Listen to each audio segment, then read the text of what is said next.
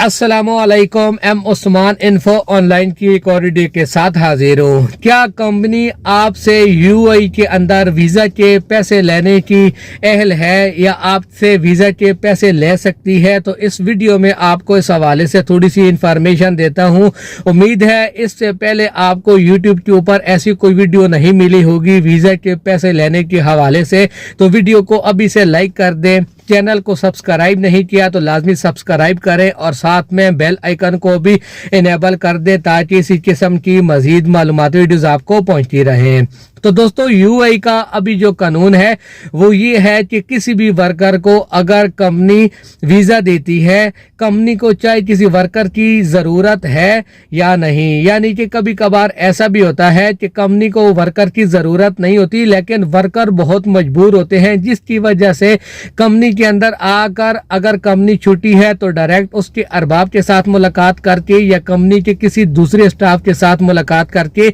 मिन्नत समाजत करके वहां उस कंपनी में वीज़ा लगा लेते हैं। तो दोस्तों, कानून तो ये है कि कंपनी आपसे वीज़ा के पैसे नहीं ले सकती, वर्कर को फ्री वीज़ा मिलना चाहिए। लेकिन इसके बाद जो दूसरी बात है वो ज़्यादा समझने वाली है, जो कि इखलाकी तौर पर भी है कि अगर आप किसी कंपनी के अंदर मिन्नत समाजत करके कंपनी के साथ डील करके कि आपको वीज़ा के पैसे पे करेंगे, कभी कभार दोस्तों नहीं बल्कि बहुत बार ऐसा होता है, मेरा खुद का एक्सपीरियंस हुआ है कि किसी आदमी का जब वो विजिट वीज़ा में होता है, उसका वीज़ा ख़त्म होने वाला होता है, जब उसका वीज़ा आखिर में है तो वो ज़्यादा मजबूर हो जाता है किसी कंपनी में वीज़ा लगाने के लिए ताकि यूएई के अंदर किसी तरीका से वो लीगल तरीका से बगैर किसी जुर्माने के रह सके। ऐसी सूरत में अगर उसको कहीं कोई भी उम्मीद हल्की सी नज़र आती है, चाहे उसको वीज़ा के पैसे पे करके क्यों ना वहाँ पर वीज़ा लगाना पड़े, उस टाइम वो इकरार कर लेता है कि जितने भी वीज़ा के खर्चे होंगे वो तमाम वो आदमी पे करेगा।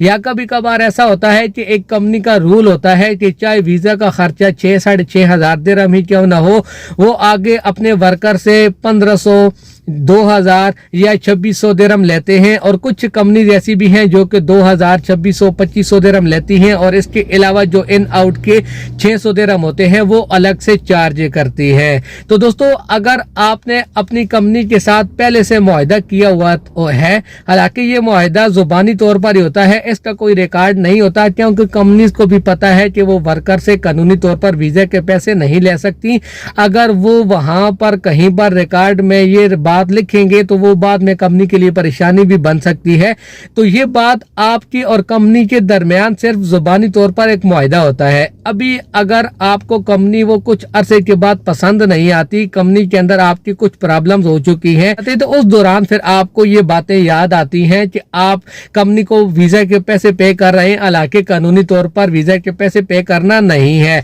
तो ऐसा बिल्कुल भी नहीं होता दोस्तों। अगर कंपनी के साथ आपने एक ज़बान की है, आपके और कंपनी के बीच में ज़ुबानी तौर पर कोई मुआहदा हुआ है, तो आप अपनी ज़बान का पास रखें। और इखलाकी तौर पर भी अगर आप देखेंगे तो आप अगर कंपनी के बाद में इधर उधर बातें करते हैं कि कंपनी आपसे वीज़ा के पैसे ले रही है, ये है वो है, तो ऐसा बिल्कुल भी जायज़ नहीं होता। अगर आप मजबूर थे, कंपनी ने आपको सहारा दिया है उस टाइम, चाहे आपको कंपनी ने वीज़ा के ज़्यादा पैसे बताए थे या कम बताए थे, आप उनकी इस ऑफर को कबूल करके ही कंपनी में आए हैं। तो इसलिए दोस्तों, इन बातों का बहुत ज़्यादा ख्याल रखा करें, क्योंकि अगर आप कहीं पर यूएई के अंदर रहना चाहते हैं, चाहे थोड़े अरसे तक के लिए काम करना चाहते हैं, चाहे लंबे अरसे तक के लिए काम करना चाहते हैं, लेकिन आपकी वैल्यू वही है जो आपकी ज़बान है। अगर आप अपनी ज़बान से फिर जाएंगे तो आप यकीन मारें, दुनिया के अंदर किसी भी कंपनी में आप चले जाएंगे, आपको वहां पर रहकर किसी भी किस्म का फायदा हासिल नहीं होगा जब तक आप अपनी ज़बान के पाबंद नहीं होंगे। तो दोस्तों, ये वीडियो देखने के बाद आप इस बारे में क्या सोचते हैं मुझे कमेंट बॉक्स में ज़रूर लिखें।